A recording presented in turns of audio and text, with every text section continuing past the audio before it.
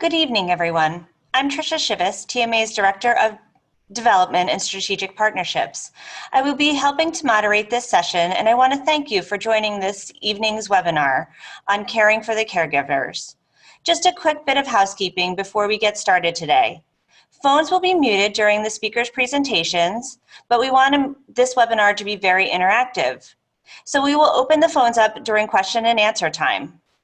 Throughout the webinar, you can also type questions into the chat box, which is located at the bottom of your screen. We will have a question and answer period following short talk by our speakers. This webinar will be recorded and will live on our websites for future reference. I would now like to introduce Mary McGowan, Executive Director of the Myositis Association. Mary?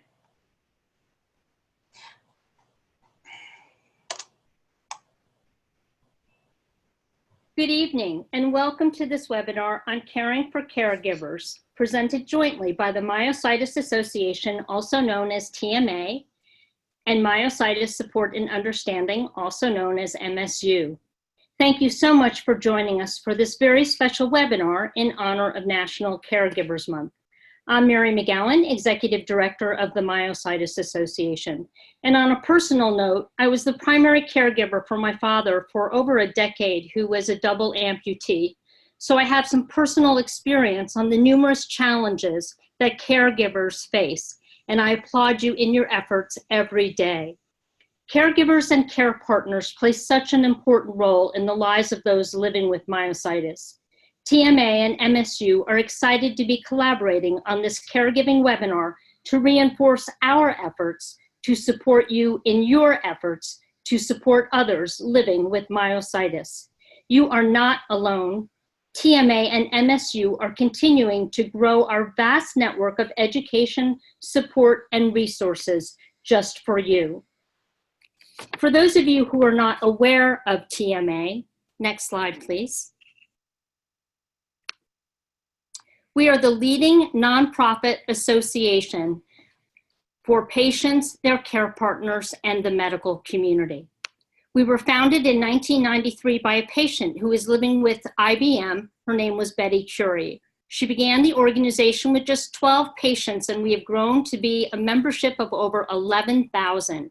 And we've also spawned numerous international organizations.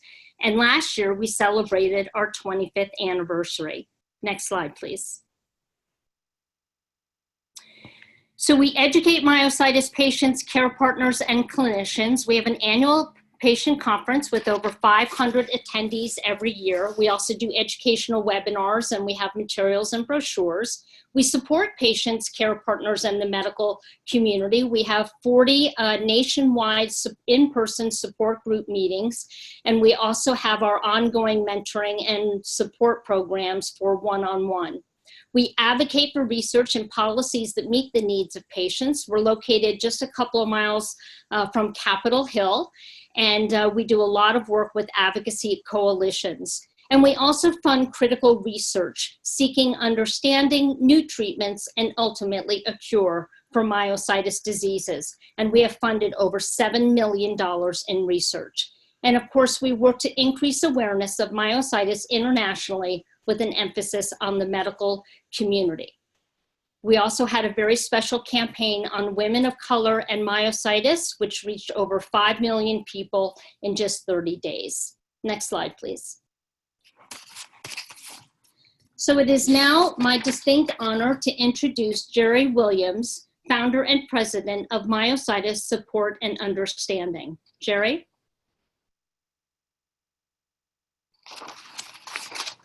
Hi, thank you, Mary, for that introduction. I appreciate that. And we appreciate the work that TMA does. Good evening, everyone. Thank you for joining us. I'm Jerry Williams. As Mary said, the founder and president of Myositis Support and Understanding Association. I'm also a patient living with what was thought to be polymyositis for the past 18 years, but is now classified as dermatomyositis. And on the other side of Mary's experience as a patient with myositis, I have been on the patient side receiving services from caregivers for 18 years. So I applaud everything that you do and sacrifice to ensure that patients like me are able to do the things that they need and often want to be able to do. Next slide, please. So who is Myositis Support and MSU? We are a patient-led, all-volunteer nonprofit dedicated to improving the lives of patients and caregivers and empowering the myositis community. I originally founded MSU as a small Facebook support group in 2010, and learning the needs of the community that were not being addressed created the nonprofit. Since, we have grown very large, in thanks to our volunteers and members, including caregivers, care partners, and spouses. In May of 2020, we'll be celebrating our 5th year anniversary as a nonprofit, always during Myositis Awareness Month. We happen to incorporate and get our nonprofit in May. And all of the work that we do, from strategy, planning, research, and management to daily operations, is done by volunteers, patients, caregivers, and others interested in or having a background with myositis and other rare diseases. Next slide, please. It is my privilege to introduce Lynn Wilson, Vice President of MSU. Lynn and I work closely together managing the operations of MSU, and among many other things, Lynn is working to build our patient advocacy programs and strategic planning objectives. Hi, Lynn. Hi, Jerry. Thank you, Mary and the staff at TMA for allowing us to collaborate on this webinar. As Jerry said, I am the Vice President of MSU, and as Jerry, I am a myositis patient. I've had dermatomyositis since 2015. And all I can say is we love our caregivers very much, and we wouldn't be here if it wasn't for you. So it's a distinct privilege to participate in this webinar. Next slide, please.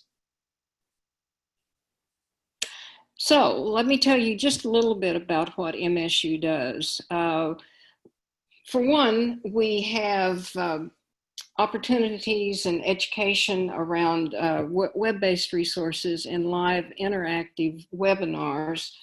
We provide community support across 2 major platforms, that being the Inspire Health community and 4 Facebook groups. We have monthly live support sessions for myositis patients, 1 for caregivers and 1 for IBM patients and caregivers, which I actually lead.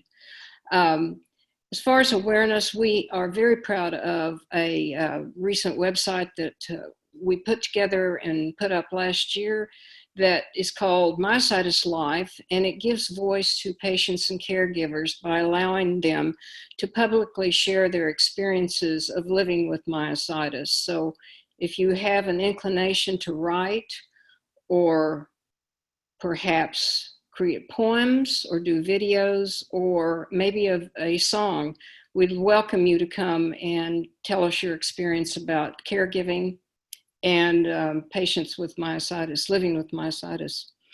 In terms of advocacy, we do a lot of work with other groups and researchers and health providers on issues that we feel are important and matter to patients in terms of the quality of their life. We also have, which is probably our premier program that really speaks to and underscores our mission in the myositis space, and that's our financial assistance program, where we've awarded over $80,000 over the last 3 years for patients, for financial need-based patients. We're also committed in the next year to increasing that amount substantially. And finally, we do some work in patient-led, patient-focused research initiatives, and one being the PAIN project that we are currently working with some myositis researchers on. So with that, next slide, please. I am privileged to introduce our first speaker, Jenny West. And Jenny is community educator at FamilyMeans, a Minnesota-based caregiver support agency. She is responsible for community awareness and education classes. She facilitates support groups and is a powerful tool for caregivers, facilitator, and master trainer. Jenny has educated thousands of Twin Cities metropolitan area caregivers in their workplaces and community settings using both evidence-based and original curricula. She participated in the panel presentation at the recent TMA conference in September called Caring for the Care Partners. Welcome, Jenny. Thank you, Lynn. I appreciate it. And thank you to TMA and MSU for putting this webinar on today. I'm very excited to be here. Next slide. And next slide. So I'm excited to talk about the caregiver and what kind of support team that you have.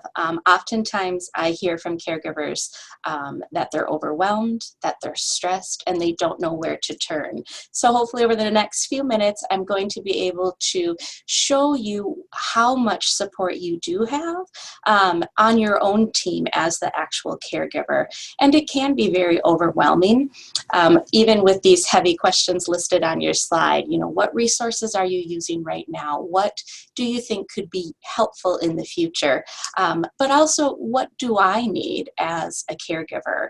How can I find a good balance between that care partner role and then the role that you were prior to having this diagnosis of a family member, a spouse, a partner, whoever you are providing that care for? It's really important to ask yourself, you know, what do I need and who can help me? Very loaded question. But what I often tell people is not to be afraid to share your story, not in finding whether it's a formal service or an informal service, finding a person that you can share your story with, and ask that person, after you heard this story, what do you think I need? What are some resources that could help me possibly? These are really good questions to start thinking about, especially if you like to plan ahead, like many of us do, and try to prevent as many crises as possible. I often provide the education in hopes that crisis may always happen. We may not always be able to stop it, but hopefully we can have more confidence during a crisis situation if we do ask those tough questions of who would I call in an emergency? What resource would be helpful, maybe around transportation or physical changes to my house? What needs to be done? So having answers to these questions can really help you give an idea for yourself on where to start. Next slide, please. So I often ask people too, what is your comfort zone? When you look at this spectrum, oftentimes you've got the relationship that you are with the person you are caring for, but then you have this new role. You've got this new role as a care partner. Sometimes the tasks are easy. Sometimes they might cause you stress. And it's okay. It's okay to understand and identify where you are in this spectrum, because it can help us understand what help we do need in order to find that balance. And the balance isn't always right in the middle, but the balance can be depending on where the need is and where your comfort level is. Next slide. Sometimes I'll hear caregivers say, especially maybe with a flare-up, you know, wow, I was really being that care partner for a really long time. I want to switch my roles, even if it's just for an hour. I'm going to say, you know what, husband, let's sit down and watch a movie together. Let's do something so I can get out of that care partner role and back to my spouse role, so I can find that balance.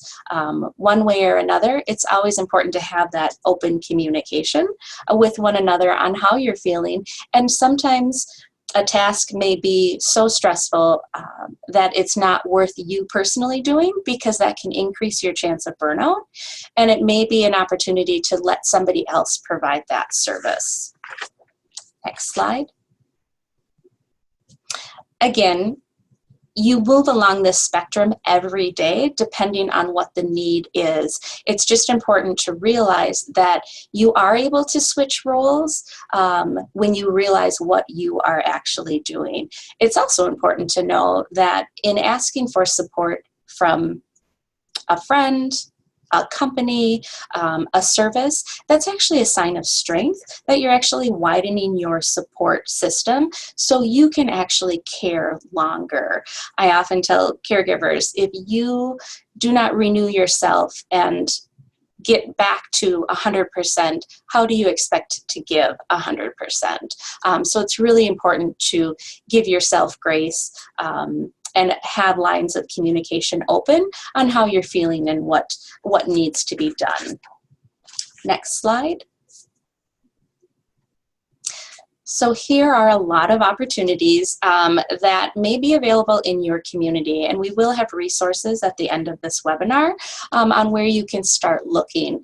But there are a lot of formal services out in the community, and it's important as soon as you get connected with one, as I had said prior, it's really important to say, especially when you've developed that trusted relationship, what else do you think I could use?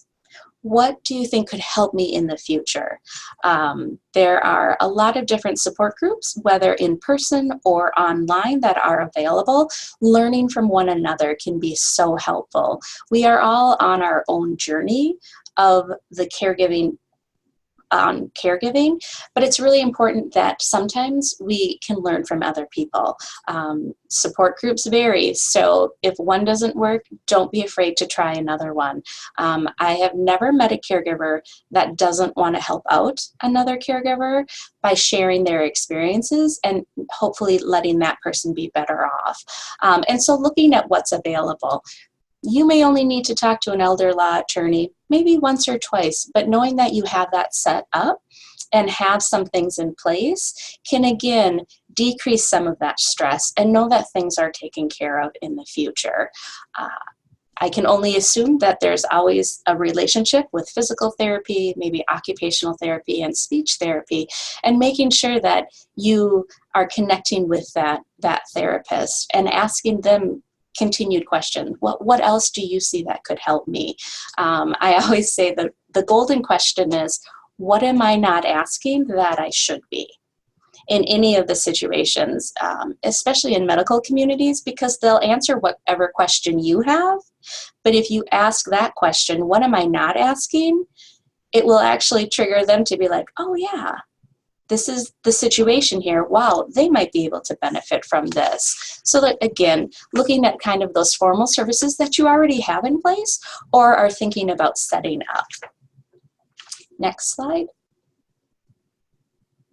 So kind of going from formal to informal services, we don't really think of our informal services, but yet sometimes they are, in fact, our strongest support, whether it be a neighbor or somebody from your faith community.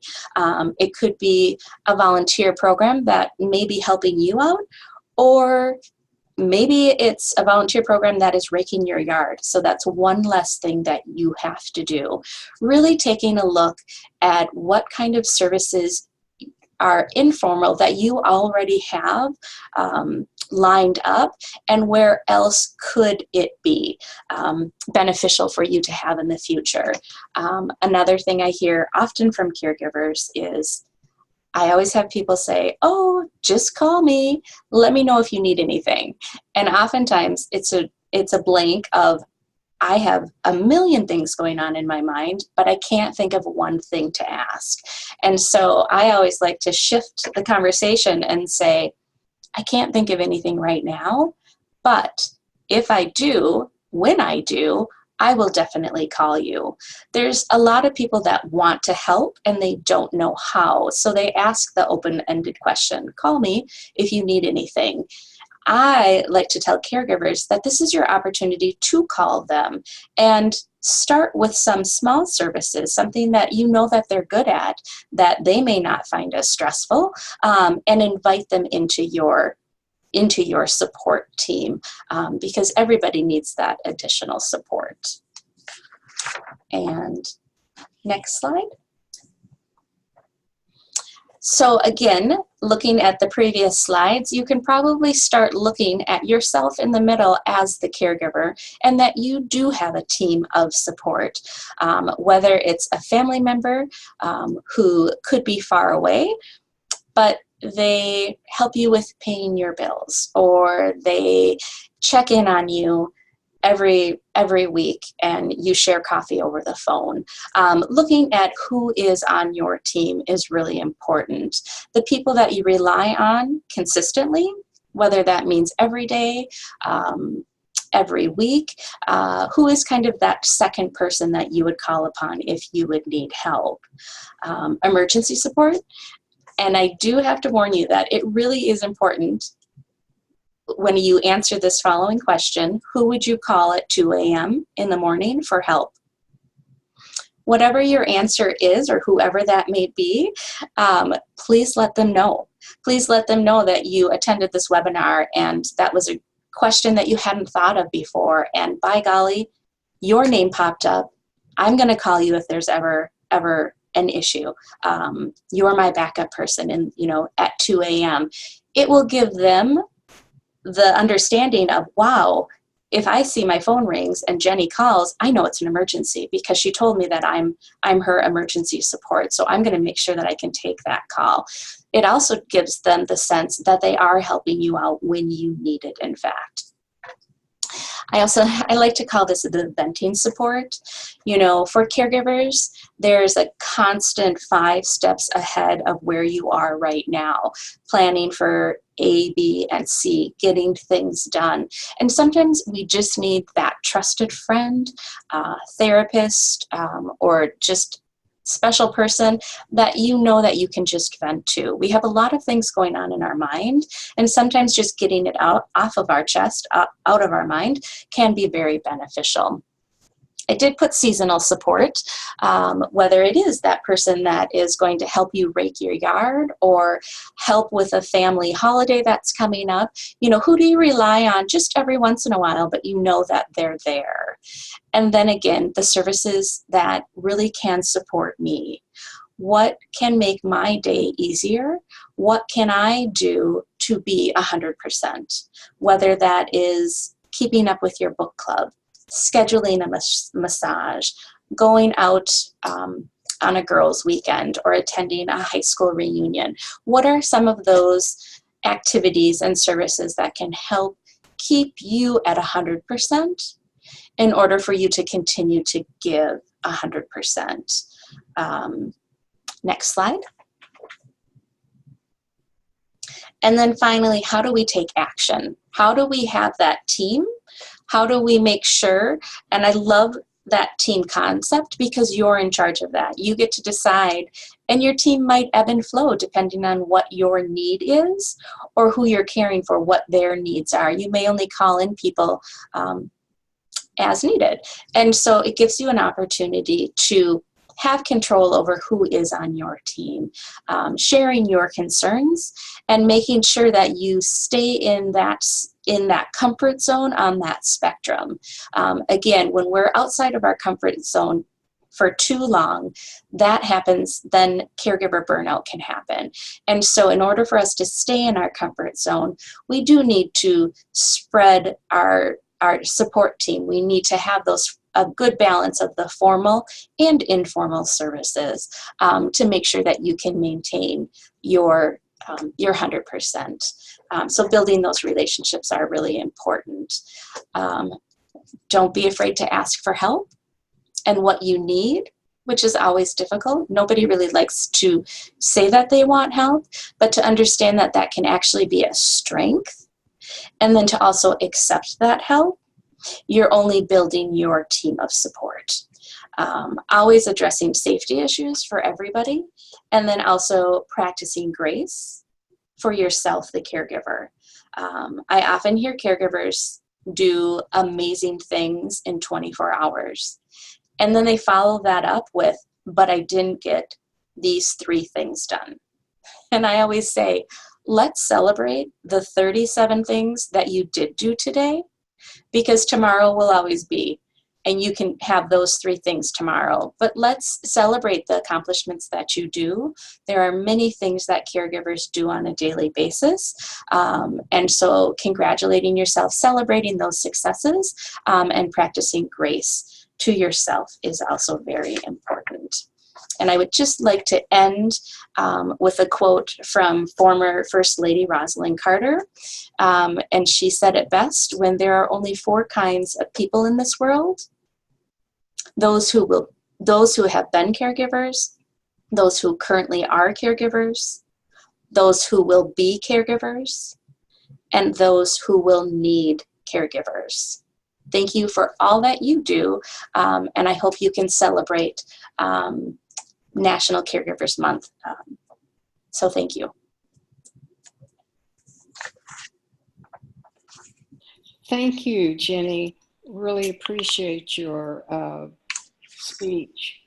I'd like to now, thank you, take the opportunity to introduce, next slide, please. Thank you. Introduce Jill Kagan. Ms. Kagan is Program Director for the ARCH National Respite Network and Resource Center. The center houses the Lifespan Respite Technical Assistance Center, funded by the U.S. Administration for Community Living and the National Respite Coalition, ARCH's policy division. She has served on numerous national advisory boards, including her current roles on the National Advisory Council to the Family Support Research and Training Center and the Duke UCLA National Child Traumatic Stress Network Advisory Committee. She has also recently served as a co-chairman of the Respite Impact Council for the Elizabeth Dole Foundation Hidden Heroes Military Caregiver Campaign. Ms. Kagan represents ARCH on several prominent national and international coalitions, including the National Child Abuse Prevention Partners of the U.S. Children's Bureau and the International Short Break Association, of which ARCH is founding member. She's also co-chairman of the Autism, Developmental Disabilities, and Family Support Task Force of the Consortium for Citizens with Disabilities and facilitator of the National Lifespan Respite Task Force. Prior to this, Ms. Kagan served as Deputy Staff Director and as professional staff for 10 years to the Select Committee on Children, Youth, and Families in the U.S. House of Representatives. She also worked as a policy advisor, consultant to National Disability, Aging, and Child Health organizations for more than 15 years. Ms. Kagan received her master's in public health in maternal and child health from the University of North Carolina at Chapel Hill, and her bachelor's degree from Brandeis University, Waltham, Massachusetts. Welcome, Jill. Thank you so much, Lynn, for that introduction, and to all of you for the opportunity to speak with you this evening about respite.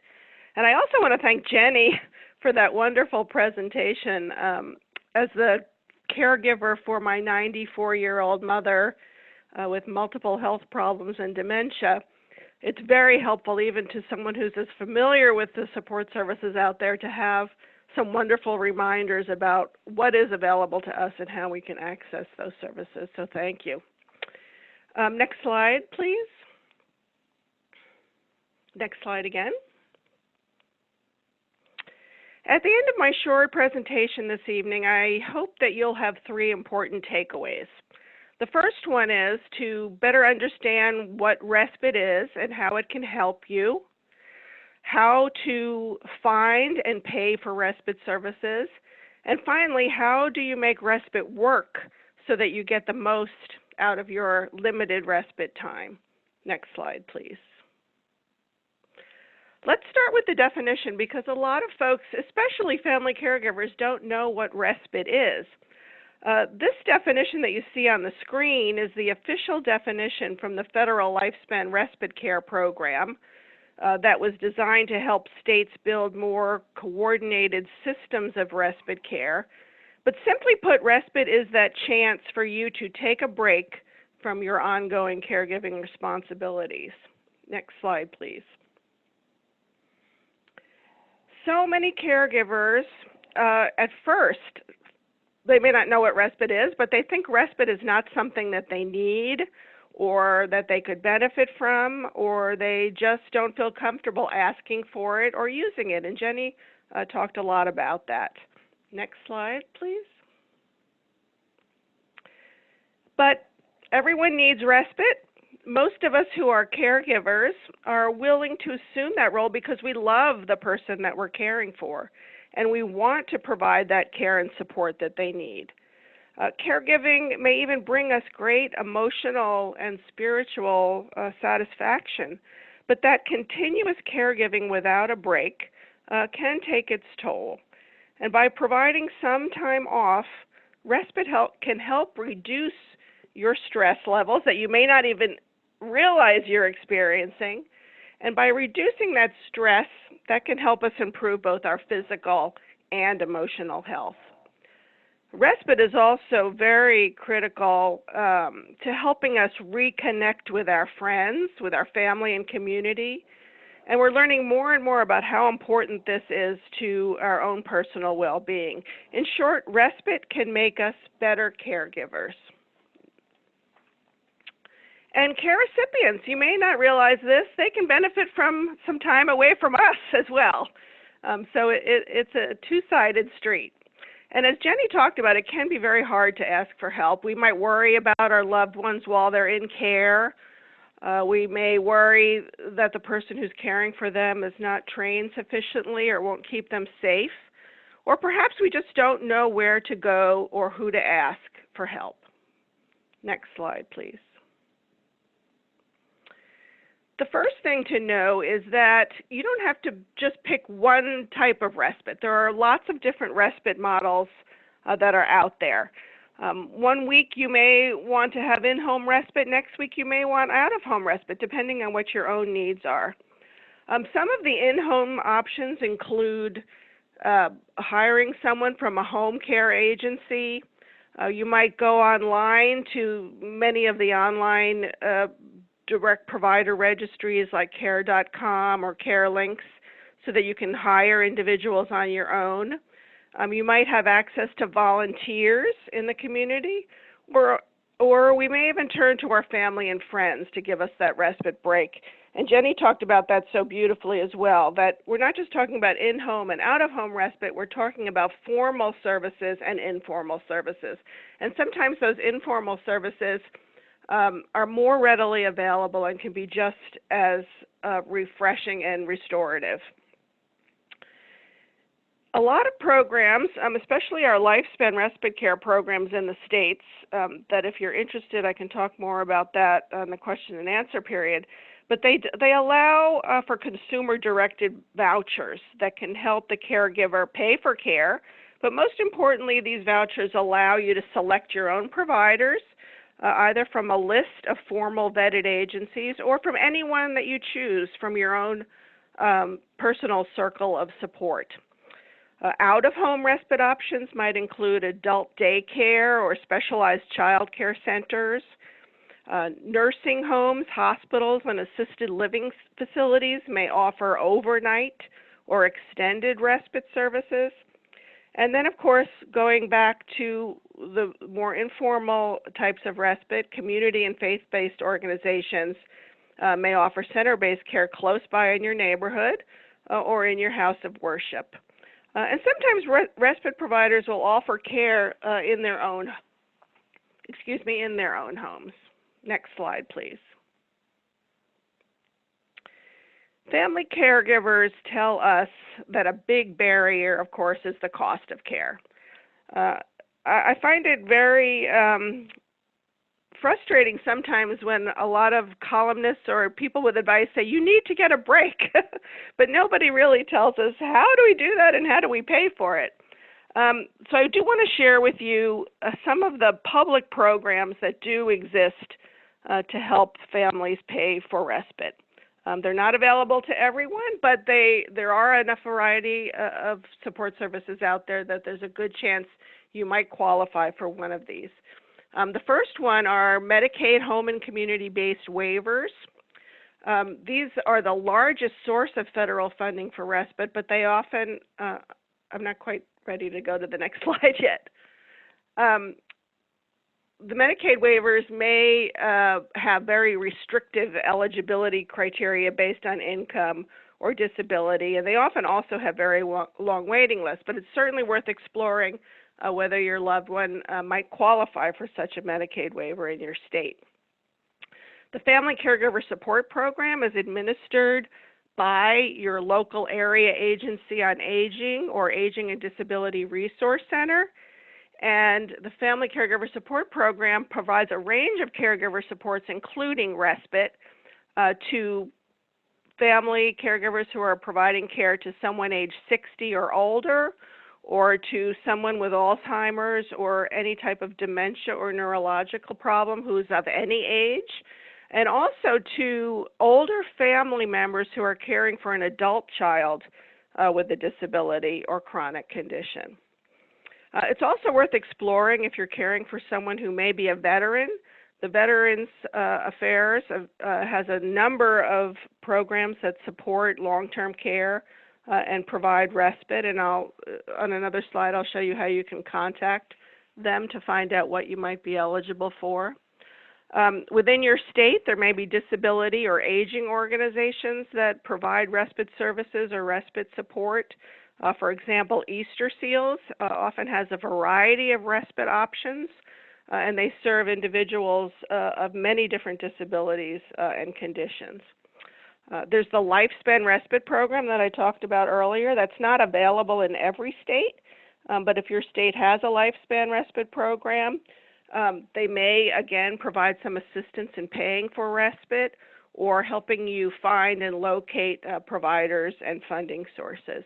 And then finally, of course, there's always self-pay, which is for all of us sometimes very difficult, especially if we've given up employment to become a caregiver or our loved one has especially costly expenses related to their condition.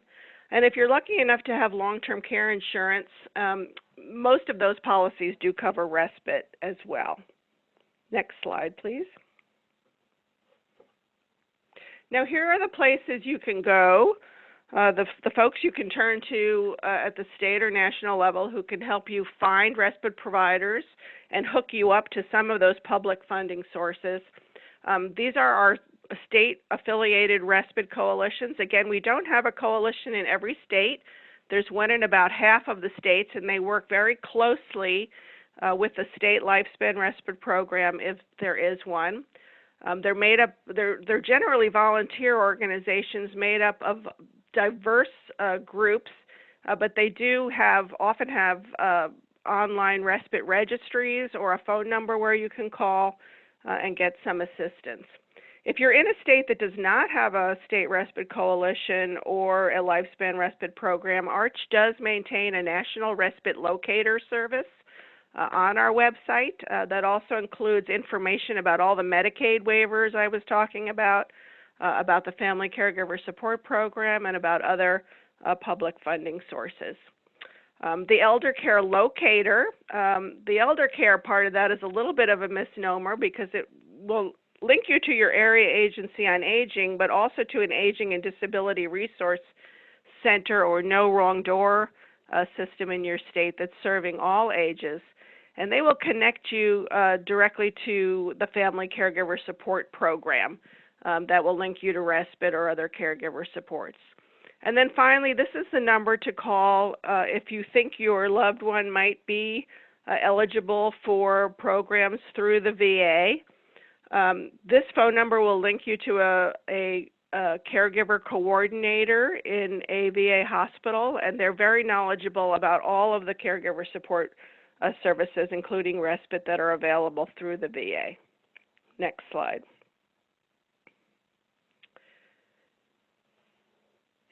If you are considering respite, it's really important to think about it now. Respite really has been shown to be most helpful if you use it very early in your caregiving experience and use it as regularly as possible. So many of us wait until we're in a crisis to seek this type of assistance, and it's much better not to wait. If you are fortunate enough to have planned respite, I also encourage you to take advantage of that and plan what you'll do with your respite time. Some of us have such limited respite time that we do need to use it to run errands or deal with other caregiving responsibilities. But if you can carve out some of that time and use it in a rejuvenating and restorative way by doing the things perhaps that you once really loved doing, like a special hobby, or taking the time to really visit with friends, a respite will have the greatest impact for you over the long term. Next slide, please. Here are two resources that I just wanted to share with you. They summarize everything I've talked about this evening, and I hope you'll be able to take advantage of them. They also provide additional guidance on what to look for in a particular respite setting to ensure that it's safe, how to make sure the provider is well trained, and it gives you lists of what additional questions you should ask about the respite service that you're considering. Next slide, please. And then, of course, I want you all to feel free to contact me at ARCH at any time if you have a question or you need some guidance. And thank you again for this opportunity, and I look forward to all of your questions.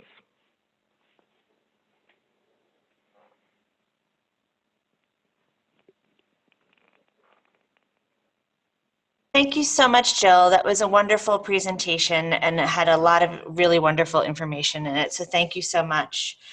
We are getting close to moving to our question and answer section. So again, if you do have any questions that you would like to ask the two panelists that have spoken already, please do remember to type your questions into our chat box below. And we will be unmuting our phones. If you raise your hand, we'll be unmuting the phones for those questions in a bit. Right before we do that, we'd like to introduce Ann Stewart to you. She is going to be another expert panelist on our panel as well for the question and answer period. Ann is a registered nurse with a master's degree in public administration and has worked in administration at the Maxwell School of Syracuse University. And she's currently a docent at the Library of Congress and a member of the board of directors for the Goodwin House Foundation. For many years, she was a caregiver for her husband who had inclusion body myositis and frontotemporal dementia. The couple moved to a continuing care retirement community in 2010, where he lived on a skilled nursing floor for 4.5 years until he died 5 years ago. Ann has since married a man who is also a long-term caregiver for his wife who had a form of Parkinson's disease. She has 4 adult children and 10 perfect grandchildren. She is a member of the WellSpouse Association, a member organization for spousal caregivers. Welcome, Ann. Thank you so much, Tricia. I'm happy to be here, and I honestly thought the talks by Jenny and Jill were just terrific, and I wish I'd had those when I was a caregiver.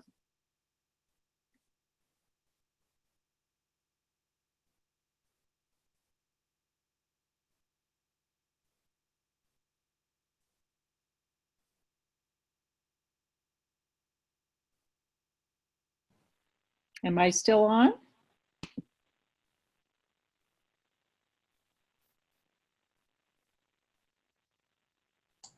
Yes, yes, Ann. Do you mind just sharing very quickly a little bit about your story, and then we'll start our question and answer period. Okay. Well, one of the questions that you had asked me was, how do you keep a marriage going when my husband had such a difficult diagnosis, inclusion body myositis, and eventually developed frontotemporal dementia. And I have to say that the WellSpouse Association, and that website is wellspouseassociation.org, helped me so much to meet other people who gave me such great advice. And the funny thing is that a newsletter arrived in my mailbox one day. It was supposed to be for a neighbor on another street. It was misdelivered. But I think, and my husband was one of the people who worked initially with Betty Curry in the Myositis Association. But I think the secret was to help keep him as independent as he could be for as long as he could be. And I tried to keep pretty independent myself. He started painting. We moved to the Washington area. We got a house that I knew we could redo so that it would be helpful for him, the bathrooms and so forth. He started painting. I would take him to art lessons once a week. I learned to frame pictures. It wasn't really my thing, but it was his thing. He got into shows and so forth. But we traveled a lot. He met a woman in his art class who had been had a disability since she was a child, and she was so helpful in helping us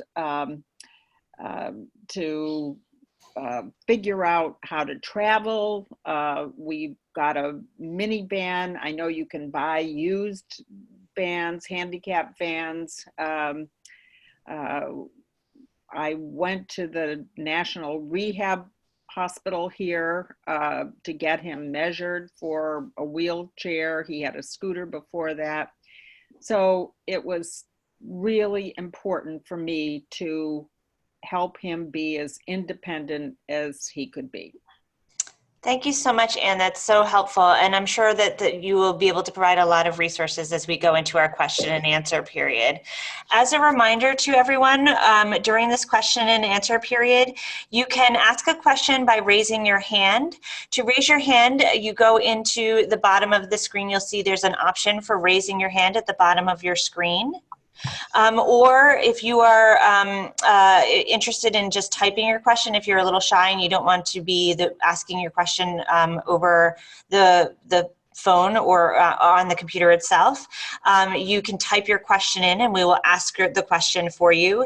If you've dialed in over the phone, you won't be able to use either of those two features, but at the end of the call, we'll unmute the phone lines for just a moment to allow you the opportunity to ask questions as well. So let me start with this first question. We had a diagnosis of chronic debilitating diseases can be really challenging for patients and for their care partners as well. What suggestions do you have for coping with a loved one's new diagnosis? And Jenny, I'm going to put that to you first. Sure, thank you, Tricia. I really think Anne touched on it so wonderfully when she shared that even after having a diagnosis, they continued to live. They continued to try new things. You don't stop living after you have a chronic diagnosis. You start living with that chronic diagnosis. And another one that Anne had touched on, which is so important, is finding that support. And whether you find it in a support group, which both TMA and MSU have, or even somebody from your art class, that you can learn from others and ask questions.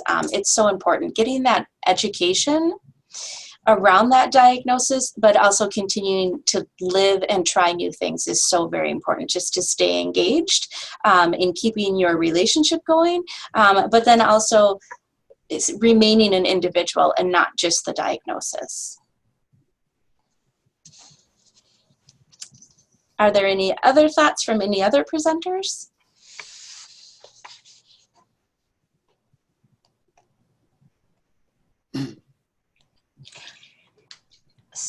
We can move on to the next question if there's not.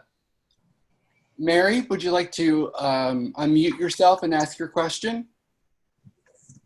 Mary Waters.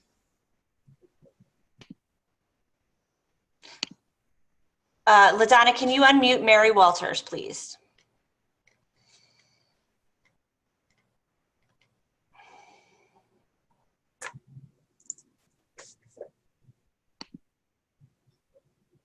Mary, you may see something pop up that asks you to unmute yourself.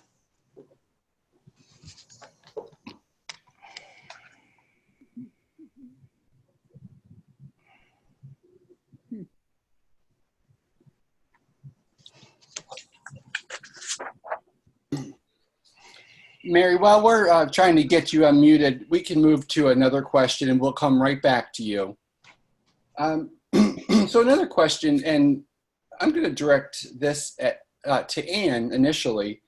What are some sorts of special attention does a couple need to have to maintain their marriage when one of them has a rare chronic and degenerative disease? Well, as I said, I think the independence for each person is, oddly enough, the best thing that can happen to a marriage. And my husband was the one who always did the financial things, for example, and he continued to do that as long as he could. Although I learned subsequently that he developed frontotemporal dementia, which is associated, the physician said, with inclusion body myositis, and financial things are the first thing to go. So I learned that.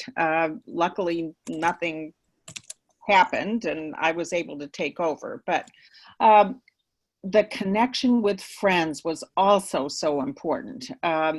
I had ramps that I could carry around, and we'd go, unless the friend had very high steps, and some of them did. If they had a couple of steps, I could get him into another house, and we would keep our connections with friends. I think caregiving can be so isolating. It's very hard. Honestly, it's the hardest job I ever did. I also found a therapist. She was a social worker, and I have 4 great kids who were so helpful, but there were times when I just needed this therapist, and she would give me concrete steps on things to do and say, and just give me support. So I would say those are the big things. Thank you, Anne. Go ahead.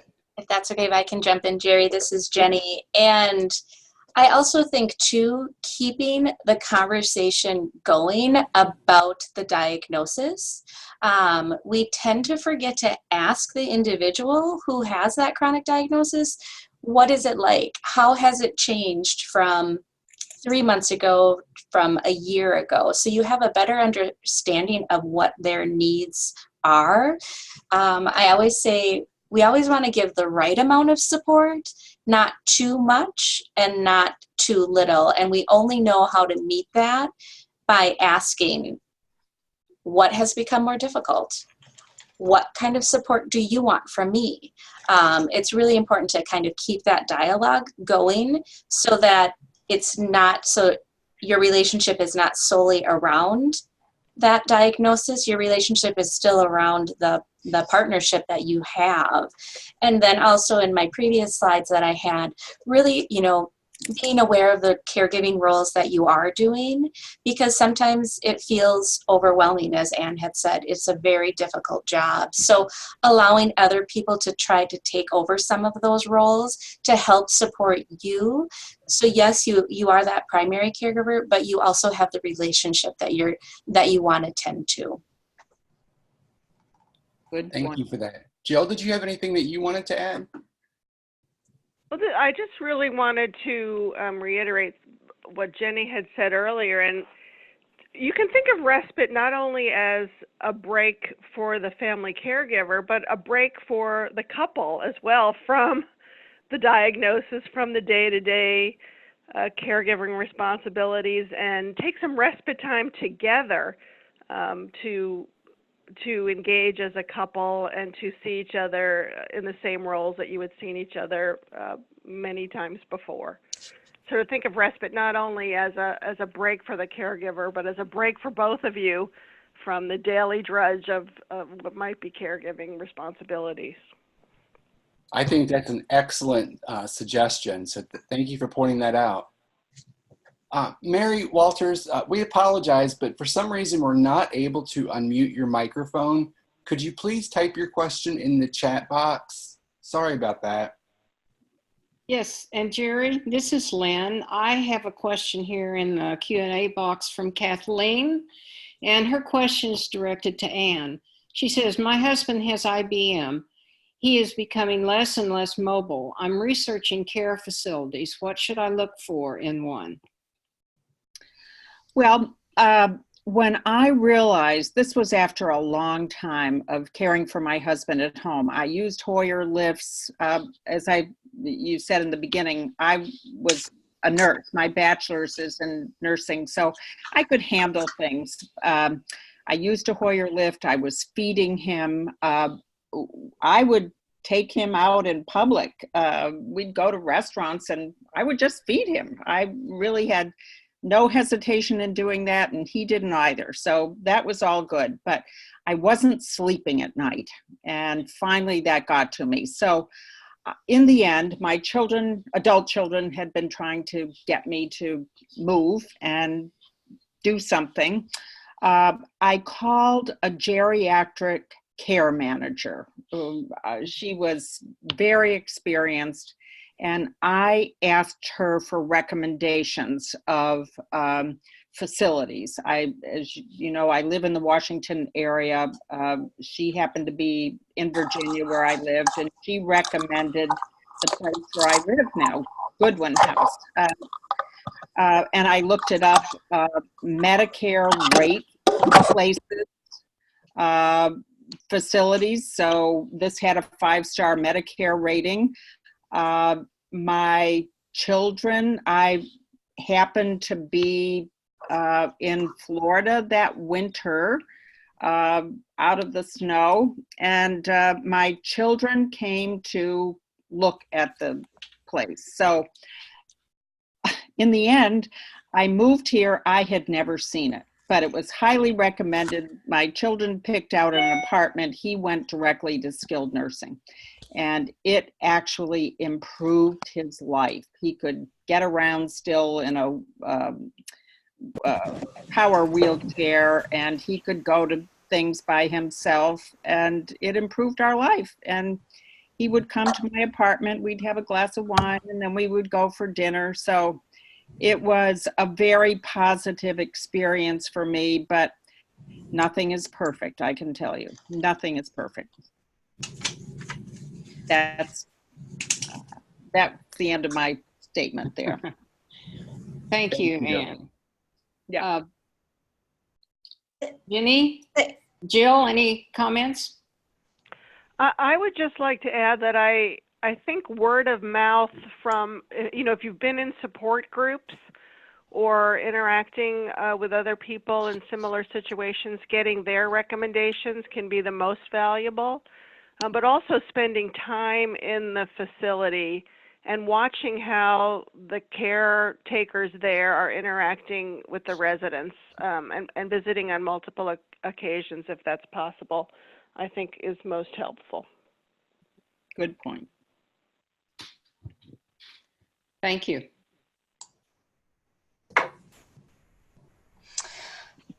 So thank you very much. We are going to try to unmute the phone lines to allow people to ask those questions. And while we're doing that, we'll ask another question for folks as well. So if we could potentially just ask a question about. I think that this was talked a little bit about already, but I think it's important to maybe give a little bit of details on it. But giving yourself permission for the me time, and how do we get to the point of giving permission for the me time? And so perhaps Jenny, can you, and Jill, let me maybe Jenny first, and then Jill, could you chime in, and Anne too, discuss a little bit about how you get people to start thinking about that. Yes, and I love that question, and could have a whole webinar about that me time, but truly allowing yourself to do what you need to do, again, to stay at 100%. That's the first thing caregivers do, is they drop out of book club and exercise because they focus all around this diagnosis and wanting to control it, when really the opportunity to continue to remain as strong as you possibly can at that 100% will only help in the long run. And so really understanding that that self-care is so very important in the earlier stages can actually help you remain confident as well as having a positive caregiving experience. Jill, what about you? Oh, I would definitely agree with all of that. And I think it's important. I know, again, so many people tell us, take that break, but I also know how difficult it is to take that first step, to really trust someone else to provide the same loving care that you provide for your family member. And so taking that plunge, just trying it once, maybe having a care provider come into your home, and maybe that first time you stay there and you watch what goes on with your loved one so that you feel a little bit more comfortable. And then the next time you have someone come into your home to provide respite, you stay, but you go out for an hour instead of the entire time. And take it slowly. And it's been our experience that when a family caregiver utilizes respite once or twice, they're hooked. And they realize how important it is to take that time. And Anne said it beautifully also, that even when she had to move her husband to a facility, he did better there. He had independence, he had activities, he had social interactions that maybe he didn't have at home. So when we realize that the respite is also good for our loved one, it makes it easier to use it as well.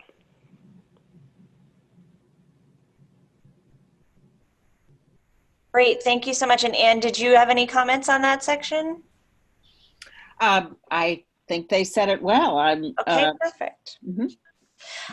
So we were able to unmute the phone lines, those of you that are not able to use the computer to ask your questions. So there are 3 people who have called in. Do any of you have any questions?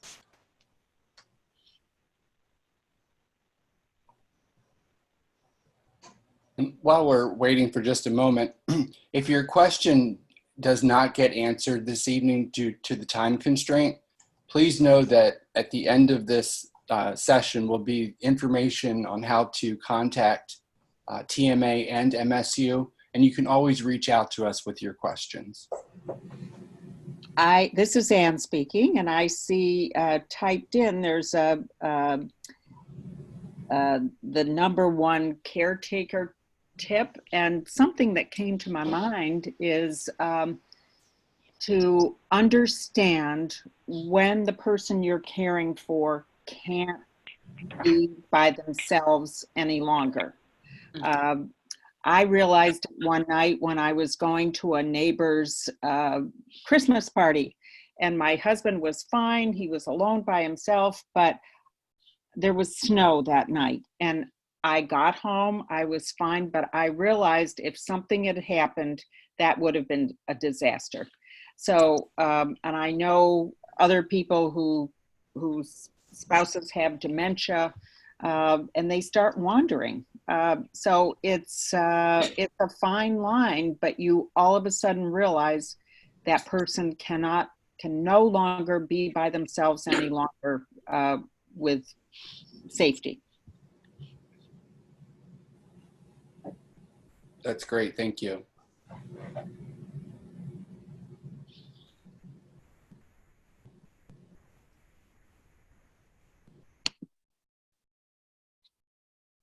Okay, can we please go to the next slide, LaDonna? Yes, and on this slide, thank you, LaDonna. On this slide is a list of resources that we've put together, including those of our speakers today, and both of our organizations' websites, along with some other, some other resources that are available to you as caregivers. And we hope that you'll reach out to these organizations and get the resources that you need. I think that's been made pretty clear by all of our caregiver experts today. So thank you for that. And thank you all for attending, and thank you so much for our speakers, and thank you to MSU for joining us. And we are so we think this is such a wonderful opportunity to engage with our caregivers and our care partners, and thank you all.